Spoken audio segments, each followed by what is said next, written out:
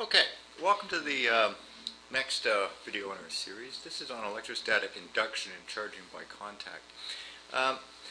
We call electrostatic induction was a very interesting electrical phenomena. It occurs when you bring a charged object towards an uncharged object, like a metal leaf electroscope. Here's my nice, crudely drawn but effective metal leaf electroscope, and if you add up the negative and positive charges, you see it's neutral. So what happens when I bring a negative rod towards it, like this negative charged rod here? There's an electric field created by the net negative charges, and that causes this to happen. The electrons move away from the charged rod because of the law of electrostatic induction, which means opposites repel. Like charges repel, and they force all the electrons down here, which causes the net negative charge on the leaves to make the leaves repel and flip up. And we saw that yesterday in the lab. So that can lead to a very interesting phenomena. Recall our friendly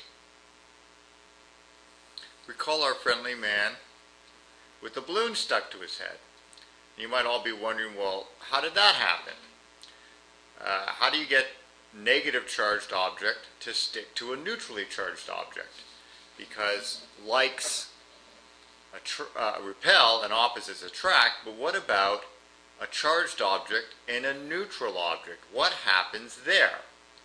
Well, this is where electric induction comes into play. You see here we have a balloon. So see here we have a surface. It could be any surface at all. It could be a wall, it could be somebody's head, and it has a neutral charge. There's an equal number of protons and electrons, and I drew the protons in circles to indicate that they're in the nucleus, and protons don't move. That's one of our laws. So I've just rubbed this balloon with some fur, and it now has a negative charge, a net negative.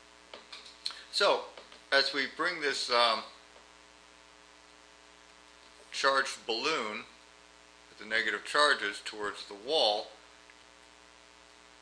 the electrons are going to exert a repelling force on the electrons in the wall, and their electrons in the wall are going to move away, leaving this area of positive charge, and thus the balloon will stick. But of course, once the balloon sticks, these electrons will jump across and fill in this space. And eventually the balloon will lose its net charge and it's going to fall off. So that's, in principle, how induction helps charge an object. You can imagine if you had your neutral pith ball hanging in space. What do you think is going to happen when you bring your negatively charged rod towards it? Think about this for tomorrow. Ask yourself, what will happen? We'll talk about this on Monday. Thank you.